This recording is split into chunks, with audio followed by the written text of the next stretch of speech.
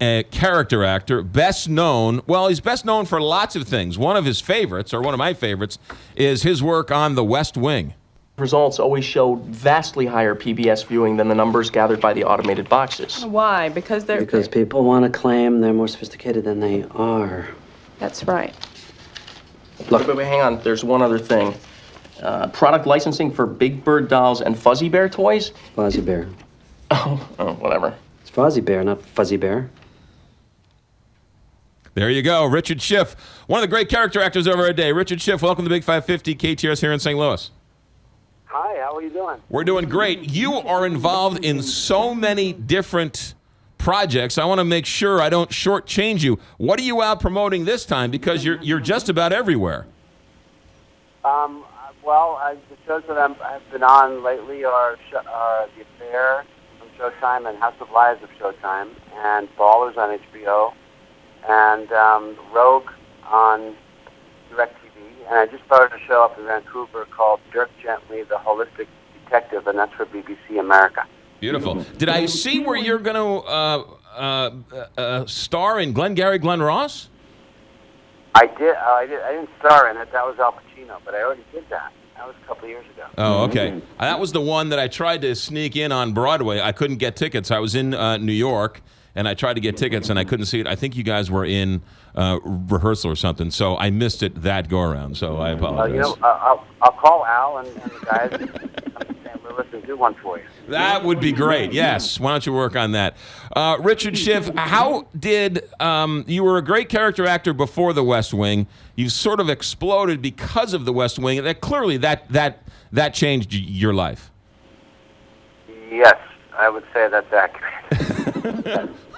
Was it as good doing it as it was watching it?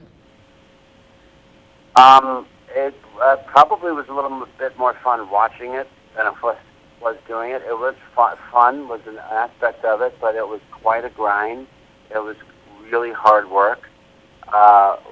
We created a family there in which we really loved each other and worked very hard, challenged each other, and that was great. But it was sometimes 18-hour days, 70, 80-hour weeks, and 10 and a half months a year back then when you did 22 shows a year. And we probably had a longer shooting schedule than most. And so, the grind aspect is something that people hopefully don't see when they watch the show because it looks so free and easy. But it was everything. 7 years of being with the same family and playing the same character, and all of the great things that comes with that, and all of the struggles that come with that are part of the experience. Yeah. Do you get criticized on the street for being too liberal or too conservative, or do people actually think you are Toby Ziegler still when you walk down the street? I certainly get asked a lot of political questions still. The one time I don't think I got criticized so much, but I was in Washington, D.C., where we did shoot quite a bit. And it was the weekend of the correspondence dinner, which we were invited to. And there was a cocktail party or a brunch or something on a deck. It was a nice spring day. And General Alexander Haig spotted me from across the room and started walking toward me like I was up for execution. And looked me straight in the eye, pointed at my face, and he said, "I find your show eerie." That when Alexander Haig says that, you listen, huh? What's that? When Alexander says he finds your show eerie, that's eerie in and of itself. That's eerie in and of itself. There's no doubt about it. And this guy is the one person who tried a coup d'etat in our country.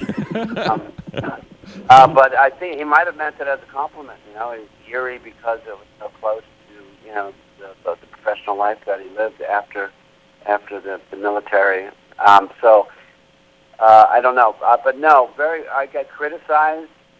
We used to get a lot of criticism for being too liberal, but from people who were still addicted to the show, if you will. A lot of Republicans in D.C. I'll never forget Al Leiter. I was on the field at Shea Stadium with the Mets, and Al Leiter came up to me and said, "I love your show, but you guys are way too liberal." That kind of thing. But they generally appreciated the show anyway. Sure. I was always an advocate of a strong oppositional point of view. I would lobby Aaron quite often to present equal and opposite points of view, without any bias. Well, that's what was so great about the show. You called out Democrats, you called out Republicans, and called out the absurdity of it all. That was part of the genius of the show. Yeah, and the frustrations. When you look at the Bartlett administration, there wasn't a whole lot that they accomplished in the end. There's no peace on earth when they were done. There's Social Security wasn't solved. You go on and on. So I think what Aaron did so beautifully in the show overall was show the frustrations of the reality of trying to get things done in Washington, even if you have a good heart and good intentions. Sure. Richard Schiff with us for a couple more minutes. All right, so you're going to be joining Showtime's The Affair. Fill us in on that. I did a season on The Affair, and I'm not sure I'm coming back to that one because I think that storyline ended. But a great show that people should catch up with if they haven't seen it yet. I may be going back to Rogue. We're still talking about that. House of Lies, I think, is still airing or just finishing their season that I was working on.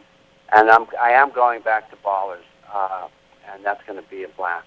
And I'm also doing a new show called Dirk Gently, the Holistic Detective, which was a novel that Doug Adams wrote, who wrote Hitchhiker's Guide to the Universe, which a lot of young people are very much a fan of. He's a wacky writer, so that's a lot of fun. I just started that. And where is that going to show up? That's on BBC America. BBC America. Okay, good. So we'll look for you there, and we'll look for you on Showtime's House of Lies and on HBO's Ballers. Richard Schiff with us for a couple minutes. Richard, thank you for your work. You're always welcome here in St. Louis. I appreciate that. I'd love to come by and visit and catch a Cardinals game. You betcha. Just let us know. We'll get some tickets for you, and we'll cheer your ear off talking a little baseball. I will do. Thanks so much, guys. You got it.